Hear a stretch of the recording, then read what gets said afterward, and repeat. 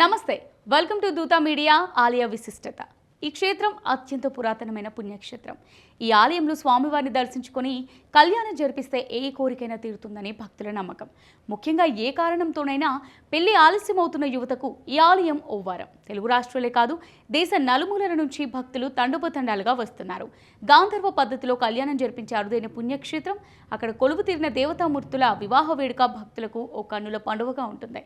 నిత్యం కళ్యాణం పచ్చతోరణంగా విరాజిల్లుతున్న శ్రీ భద్రకాళి సమేత శ్రీ వీరేశ్వర స్వామి వారి ఆలయం గురించి నేటి ఆలయ విశిష్టతలో తెలుసుకుందాం.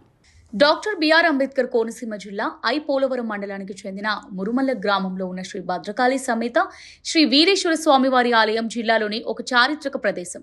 స్వామివారు నిత్య కళ్యాణం పచ్చతోరణంగా విరాజిల్లుతున్నారు. ఇక్కడ కళ్యాణానికి ఒక ప్రత్యేకత ఉంది. వివాహ సాంప్రదాయం వైదిక స్మార్తగమం ప్రకారం పురోహితులు నిత్య కళ్యాణం జరిపిస్తారు. దీంతో పాటు ఆలయ అర్చకులు యక్షగానం పాడటం మరో విశేషం. ఇక్కడ స్వామివారికి రోజువారీ నిత్య కళ్యాణం నిర్వహిస్తారు. ప్రతిరోజు దాదాపు 100 మంది యాత్రికులు వారి పూజలు నిర్వహించడానికి ఆలయ సందర్శిస్తున్నారు. ప్రతిరోజు సాయంత్రం 5 గంటల నుంచి స్వామి కళ్యాణాలు చేయబడతాయి. పురాణాల కథ ప్రకారం దక్షుడు అనే ఒక రాజు ఒక గొప్ప యాగం చేయాలని భావిస్తాడు. ఈ యాగానికి సొంత కూతురు దాక్షాయణిని అల్లుడు శివుడిని ఆహ్వానించాడు. అయితే తన తండ్రి చేస్తున్న యజ్ఞం గురించి తెలుసుకున్న దాక్షాయణి భర్త ఎంతో వారిస్తున్నా వినకుండా పుట్టింటి మమకారంపై యాగశాల వద్దకు చేరుకుంది. అయితే అక్కడ తీవ్రంగా అవమానించబడుతుంది. దీంతో ఆత్మాహుతికి పాల్పడుతుంది దాక్షాయణి. ఈ విషయం తెలుసుకున్న శివుడు తీవ్ర ఆగ్రహంతో వీరభద్రుడిని సృష్టించి దక్ష యజ్ఞం నాశనం చేయమని పంపిస్తాడు. దక్ష యజ్ఞం అనంతరం వీరభద్రుడు శ్రీ మహావిష్ణువు కోరికపై దక్షునకు మేకతలను తగిలించి దక్షుని పునర్జీవుని గావించి ఆయనచే వేదోక్తముగా దక్ష యజ్ఞాన్ని పూర్తి చేయించాడు. అయినప్పటికీ వీరభద్రుడు శాంతించాడు.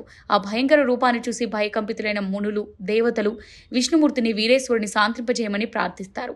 విష్ణుమూర్తి శాంతింపజేయడానికి ప్రయత్నించి విఫలమవుతాడు. త్రిమూర్తులతో కూడి దేవతలంతా కలిసి ఆది పరాశక్తిని ప్రార్థిస్తారు. జగన్మాత తన షోడప కళలలో ఒక కళను భద్రకాళిని వీరభద్రుని శాంతింపజేయడానికి పంపిస్తుంది. అప్పుడు భద్రకాళి అమ్మవారు మురుముల్ల దగ్గర ఉన్న తటాకంలో మునిగి అందమైన కన్యగా ప్రత్యక్షమై వీరభద్రుడికి కనిపిస్తుంది. దీంతో వీరభద్రుడు శాంతించాడు. వెంటనే అక్కడ ఉన్న దేవతలు మునులు వారిరువురికి గాంధర్వ పద్ధతిని వివాహం చేశారు. అప్పటి నుంచి ప్రతి సంవత్సరం గాంధర్వ రీతిన కళ్యాణం నిర్వహించడం ఆనవాయితీగా వస్తుంది. తమ సంతానానికి వివాహం ఆలస్యం అవుతున్న వారు ఇక్కడ స్వామివారికి కళ్యాణం చేయిస్తే త్వరలో ఫలితం కనబడుతుందని చెబుతారు. అలా భక్తులు జరిపించే వివాహం నిత్యం జరుగుతూ ఉంటాయి. కాలక్రమంలో ఈ ప్రాంతంలో వరదలు సంభవించడం, ఇతర ప్రకృతి వైపరీత్యాలతో ఆలయం గోదావరి నదిలోకి వెళ్లిపోయింది. కొంతకాలం తర్వాత భక్తుడి కలలో కనిపించిన స్వామి తనకు ఆలయ నిర్మాణం చేయవలసిందిగా ఆదేశించారట. స్వామి వారి మహాలింగమును చేతులపై తీసుకొస్తుండగా మురుమలలోని ఒక పవిత్ర స్థలం చేరేసరికి ఆ దివ్యలింగం భారం పెరిగి అది స్వామివారి ఆజ్ఞగా భావించి అక్కడే మహాలింగం ఉంచి అక్కడే స్వామివారి ఆలయ నిర్మాణం చేపట్టారని స్థల పురాణం చెప్పింది. ఇప్పటికీ మహావైభవంగా నిత్య కళ్యాణం స్వామివారికి జరుగుతూనే ఉంటుంది. ఇది వాళ్ళ ఆలయ విశిష్టత. Keep watching Dootha media.